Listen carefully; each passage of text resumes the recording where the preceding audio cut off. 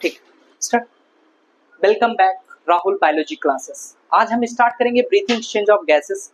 तो पहले हम जानेंगे ब्रीथिंग क्या होता है, exchange of gases. Exchange of gases का मतलब कौन कौन से गैस हम यहाँ एक्सचेंज करने वाले हैं। तो यहाँ हम दो गैसेस के बारे में पढ़ेंगे, ऑक्सीजन एंड कार्बन डाइऑक्साइड।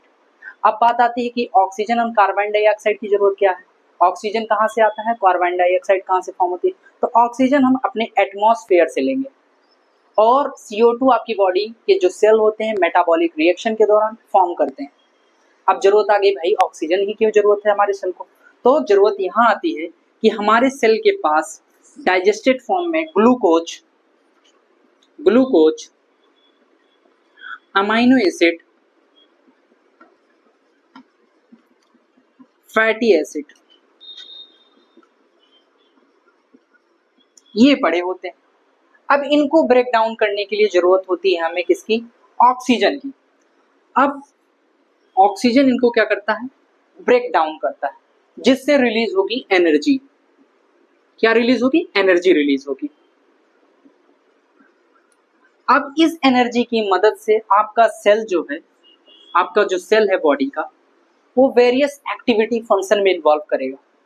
जो बॉडी की ढेर सारी एक्टिविटी है, डाइजेशन, रिस्पायरेशन, जो भी एक्टिविटी है, सारी एक्टिविटी में विदाउट एनर्जी कोई काम नहीं होता। तो इसको चाहिए एनर्जी। तो एनर्जी कहाँ से मिली, glucose amino acid fatty acid से। ये एनर्जी रिलीज कैसे हुई, ऑक्सीजन की मदद से। ऑक्सीजन कहाँ से आए, एटमॉस्फेयर से। ठीक है। अब बात आती है दो चीजों की ब्रीथिंग में, एक होता है इंस्पायरेशन, एक होता है एक्सपायरेशन। इन दो बातों को यही ब्रेक डाउन हम कर देते हैं। इंस्पायरेशन का मतलब ये होता है जब हम एटमॉस्फेयर से ऑक्सीजन लेते हैं तो उसको हम इंस्पायरेशन कहते हैं। और वही चीज जब मेटाबॉलिक रिएक्शन के दौरान हमारी बॉडी के सेल CO2 का फॉर्म किए रहते हैं, उसको जब हम रिलीज कर देते हैं एटमॉस्फेयर में, तो उसी को हम एक्सपायरेशन बोलते हैं।